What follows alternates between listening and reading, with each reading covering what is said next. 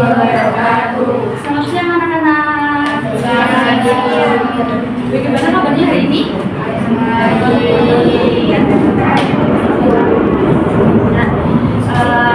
sebelum kita mulai belajar pada siang hari ini, alangkah baiknya kita berdoa dulu.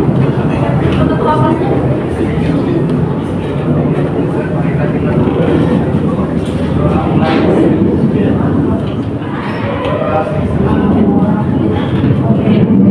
Sekarang hari ini ada yang tidak masuk? Selamat semua. Berarti hari ini kita siap ya untuk melakukan pembelajaran pada siang hari ini. Nah, anak-anak ada yang tahu nggak ya materi yang kita pelajari hari ini itu materi apa? Belum tahu? Hari ini kita akan belajar tentang materi unsur intrinsik dalam cerita. Nah, sebelum kita masuk ke inti utama yaitu unsur intrinsik dalam cerita, kita harus tahu cerita itu apa sih? Ada yang tahu? Cerita itu apa ya?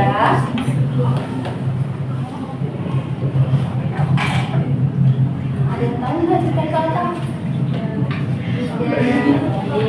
Oke, cerita itu merupakan suatu rangkaian peristiwa yang disusun secara runtut dan saling berkaitan satu dengan yang lainnya. Itu yang disebut dengan cerita. Nah, tujuannya untuk apa cerita itu? Untuk menghibur dan juga memberikan pesan moral. Terus tujuan dari cerita itu juga untuk menyampaikan informasi kepada pembaca dan pendengar terkait dengan cerita yang kita baca, seperti itu. Nah, ada berapa macam jenis cerita sih? Ada yang tahu nggak ya? Ada berapa? Ada yang bilang 2, terus ada yang bilang berapa? Lagi? Ada apa aja?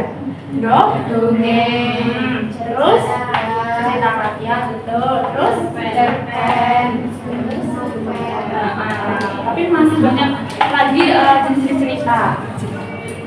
Nah, selanjutnya yaitu kita masuk ke video. Jadi itu akan menayangkan sebuah video cerita. Nanti kalian mengamati cerita itu bercerita tentang apa sih video tersebut.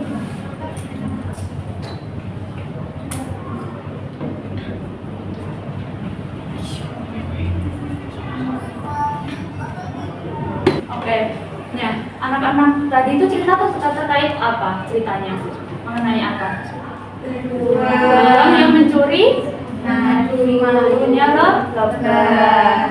Nah, pesannya apa kalau begitu? Kalau beruang mencuri madu dari lebah itu pesannya moralnya apa ya? Bisa. Betul. Berarti kita tidak boleh mencuri. Ya, pesan moralnya berarti tidak boleh serakah. Oke.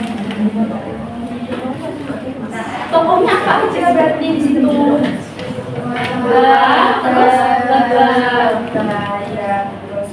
Nah, salah satu yang ada di dalam cerita itu adalah tokoh, terus juga pesan moral. Nah, itu juga termasuk yang sempat Ibu jelaskan tadi, yaitu unsur intrinsik. Jadi anak-anak, unsur intrinsik itu merupakan unsur pembangun cerita itu sendiri. Jadi di dalam cerita itu tersendiri itu terdapat sebuah unsur yang dinamakan dengan unsur intrinsik seperti itu. Nah, contoh unsur intrinsik itu apa aja? Ada tema. Nah, tema itu adalah gagasan yang menjadi latar belakang suatu cerita. Nah, cara menentukan tema itu seperti apa? Berarti kita harus membaca keseluruhan dari cerita baru kita bisa menentukan tema cerita itu apa. Yang selanjutnya yaitu tokoh dan juga penokohan. Nah, kalau untuk tokoh sendiri itu adalah merupakan pelaku dalam cerita. Tokoh itu dibagi menjadi berapa bagian? Ada berapa? Ada 3 apa aja? Yang tokoh ya. Jadi yang tokoh ini dibagi menjadi 2. Ada tokoh utama dan juga tokoh tambahan. Seperti itu. Nah, kalau untuk penokohan sendiri itu merupakan watak atau karakter yang ada dalam cerita. Nah, penokohan itu ada berapa tadi? 3. Tokoh apa aja? Protagonis, antagonis, antagonis. Nah, kalau untuk tokoh protagonis itu tokohnya seperti apa? tokoh yang bersifat baik. Nah, Ibu berikan contoh cerita. Misalnya ada cerita Budi dan seorang pencuri. Nah, pada waktu pagi hari Budi itu mau berangkat sekolah. Terus tiba-tiba ada pencuri yang ingin mencuri dompet. Berarti tokoh baiknya siapa? Betul, tokoh baiknya. Nah, selanjutnya ada tokoh antagonis. Berarti tokohnya sifatnya apa? Kalau antagonis jahat. Nah, kalau untuk cerita Budi dan juga si pencuri, yang jahat siapa? Pencuri. Dan juga ada tokoh antagonis. Nah, di cerita Budi dan juga seorang pencuri tadi, setelah Budi cekcok bersama pencuri, datanglah seorang Pak RT misalnya untuk melerai antara Budi dan juga si pencuri. Nah, antagonis itu kan tokoh penengah. Berarti yang menengahnya siapa? Pak RT. Pak RT. Nah, selanjutnya yaitu ada latar. Latar, siapa yang tahu arti dari latar? Latar itu merupakan gambaran, jadi gambaran suatu latar tempat, waktu, dan juga suasana dalam suatu cerita. Nah, nanti kan ada cerita Budi dan juga pencuri. Latar tempatnya di mana? Misalnya Budi dan juga si pencuri itu berkelahi di lapangan. Berarti latar tempatnya lapangan. Nah, waktunya kapan? Karena berangkat sekolah, berarti waktunya di pagi hari. Nah, suasana dalam cerita tersebut gimana? Saat berkelahi suasananya tegang, menegangkan, ya, pintar. Lanjut di alur. Nah, alur itu merupakan kronologi peristiwa dalam suatu cerita. Nah, alur juga memiliki gaji bunyi ada apa aja di situ? Ada alur maju, terus alur maju itu bisa juga sesuai dengan urutan waktu dari awal hingga akhir. Misalnya Budi dan juga si pencuri itu tadi berkelahi di lapangan, terus dilerai oleh Pak RT, lalu dibawa ke kantor polisi. Berarti alurnya dari lapangan kantor polisi maju apa enggak? Maju, karena dari lapangan baru ke kantor polisi, seperti itu. Selanjutnya yaitu alur mundur, dimulai dari akhir cerita ke awal cerita. Jadi kebalikannya dari alur maju. Selanjut ada alur campuran. Berarti kalau alur campuran gimana? Nah, kalau alur campuran itu berarti gabungan antara alur maju dan juga alur mundur, seperti itu. Selanjutnya ada apa lagi? Maksudnya amanat. Oke, ada amanat. Amanat maksudnya gimana? Nasihat. Jadi amanat itu merupakan pesan moral atau nasihat yang disampaikan oleh penulis kepada pembaca melalui cerita. Ya, kalau yang si Budi sama pencuri tadi yang pesan moralnya apa? Budinya harus ngapain? Harus selalu hati-hati, ya, harus selalu hati-hati agar selalu waspada. Kalau di luar itu tindakan yang terduga itu tidak akan diketahui. Jadi kita harus selalu waspada, ya. Nah, selanjutnya yaitu sudut pandang. Sudut pandang ada yang tahu nggak? Ada yang tahu? Nggak tahu semuanya? Oke, jadi sudut pandang itu merupakan cara penulis memposisikan dirinya dalam sebuah cerita yang dibuatnya. Nah, sudut pandang itu ada berapa? Ada sudut pandang pertama, kedua, ketiga, juga ada 3. Nah, kalau sudut pandang pertama itu seperti apa sih? Ceritanya berarti kalau sudut pandang pertama itu berarti ceritanya memposisikan kita itu bercerita. Misalnya si Budi ini tadi ya cerita, misalnya ceritanya ke teman-teman nih, aku kemarin habis kecopetan, jadi kata kuncinya itu ada di aku, ya. Jadi Budi menceritakan sendiri pengalamannya saat dicuri, ya. Kalau untuk orang kedua berarti gimana? Nah, kalau untuk orang kedua itu berarti kita bercerita bersama, misalnya kalian ya. Jadi kata kuncinya itu ada kamu sama kalian. Jadi misalnya aku bercerita tentang kamu kemarin ngapain aja, kamu kemarin habis pergi kemana, berarti itu menceritakan sudut pandang kedua. Jadi kata kuncinya ada di kamu sama kalian. Kalau aku itu sudut pandang orang pertama. Nah, kalau untuk sudut pandang orang ketiga itu seperti apa? Sama kata kuncinya adalah nama. Jadi misalnya cerita, aku mau menceritakan kejadian seorang copet tadi, berarti sudut pandang ketiganya itu adalah kata kuncinya yaitu Budi. Jadi kita menggunakan nama orang. Jadi itu sudut pandang orang ketiga.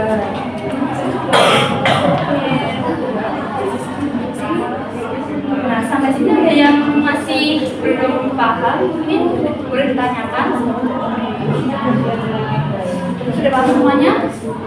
Oke, berarti kalau sudah paham, lanjut apa yang kita mengerjakan? Tugas, ya, mengerjakan tugas. Pulang jadi gimana? Pulang, ya nanti dulu. Kan belum selesai. Terus ya, nanti kita lagi pulang ya. Oke, jadi tugasnya ibu itu kali ini membentuk kelompok, jadi satu kelompok ada 2 orang. Ini pas semua ya, genap semua kan? Oke, jadi 2 orang. Ibu akan gabung dengan KBD.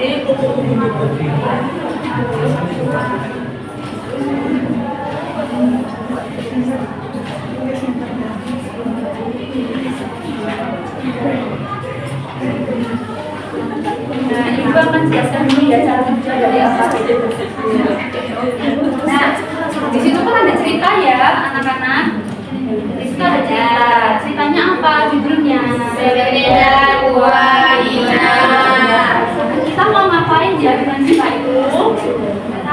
Mau menganalisis unsur intrinsik dalam cerita. Jadi kan tadi Bu sudah ngejelasin ada banyak banget unsur intrinsik. Dan di situ kita menganalisis unsur intrinsik itu ke dalam cerita sepeda 25. Sudah dimengerti? Sudah dimengerti semuanya? Ya sudah.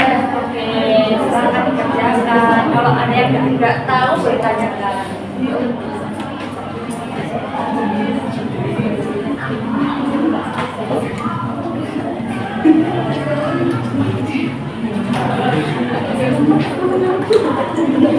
Ayo dikerjakan ini apa nih? Susah. Enggak susah kan itu udah ada anunya.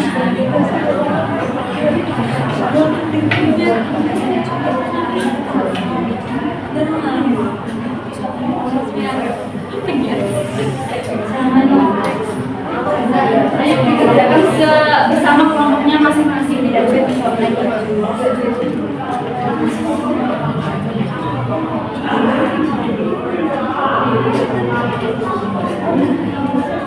Sudah selesai?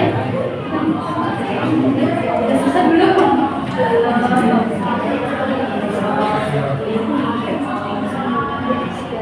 Tunggu teman yang lain ya, yang belum selesai ya.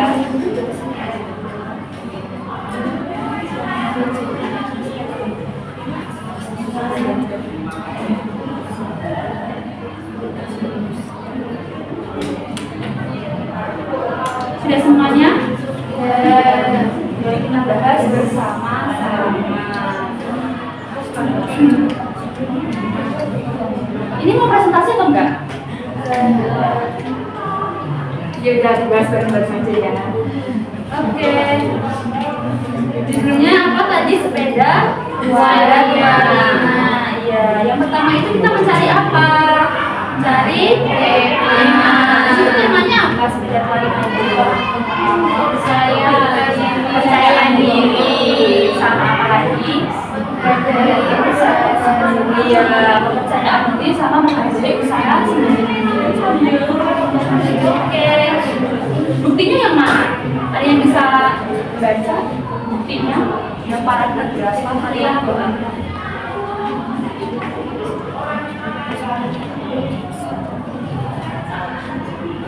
Sekarang berapa? Terakhir. Ya, yang mana bacanya ya? Ia belajar bahwa percaya diri dan berusaha lebih penting daripada memiliki barang. Jadi temanya kepercayaan diri sama menghargai hasil usaha sendiri. Selanjutnya masuk ke tokoh. Nah, jadi ya sama tokohnya ada Siti. Buktinya yang mana bisa dikasih tahu? Yang atas Ina memiliki memiliki sebuah sepeda tua berwarna biru. Terus yang ibu yang mana? Ibu ya, itu tesnya nggak berkata yang penting bukan sepedanya, tapi usaha dan kreativitas. Terus yang Siti menandakan biasa keranjang ya. Satunya adalah contohnya buktikan pada yang mana? Kalimat awalnya mana? Memiliki sepeda dua. Kalimat awalnya itu Rina memiliki sebuah sepeda tua berwarna biru. Terus lanjut lagi ke suatu hari setelah Rina mengadakan lomba menghias sepeda untuk memperingati hari kemerdekaan. Terus yang kalimat akhir berlanjut di baris atau tiga. Jadi alurnya alur maju. Selanjutnya ada latar. Latarnya di mana yang tepat? Sekolah. Buktinya ya.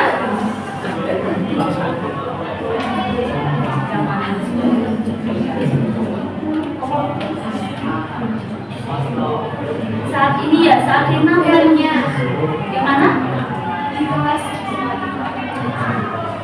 Itu kan waktu naik ke kelas 4. Yang pada tempat itu waktu perlombaan tiba. Jadi lombanya di mana? Di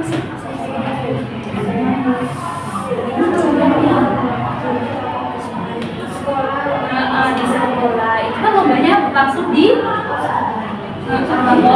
sekolah, iya. Lomba penghias sepedanya itu kan di sekolah. Tempatnya ada di sekolah. Lanjut latar. Waktu pada saat hari kemerdekaan. Yang mana kalimatnya?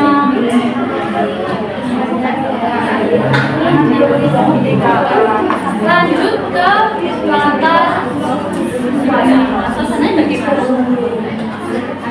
Ada sedihnya, ada bahagianya, senangnya, dan bangga.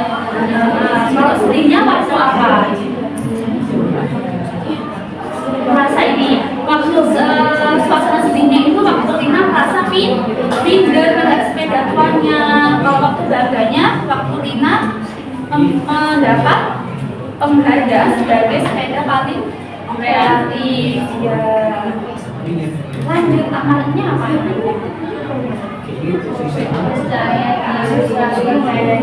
Percaya diri, tidak boleh minder, harus selalu menghargai usaha sendiri. Oke, selanjutnya dari sudut pandang. Sudut pandangnya apa waktu cerita itu? Orang ketiga. Berarti kata kuncinya di nama orang. Dia menceritakan sirinanya ini. Ya. Oke. Semuanya sudah paham?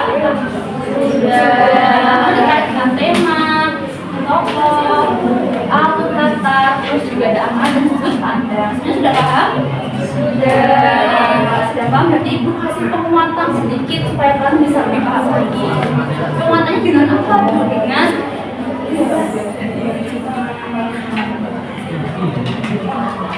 kuis.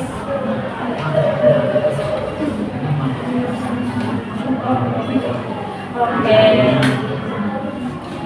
Nah, jadi di dalam kuis ini tuh kalian bisa bebas sendiri ya. Maksudnya nggak harus 10 soal ini kalian jawab. Jadi satu-satu bisa boleh pilih. Dimulai dari Mbak Amira, boleh ya? Nah, oke.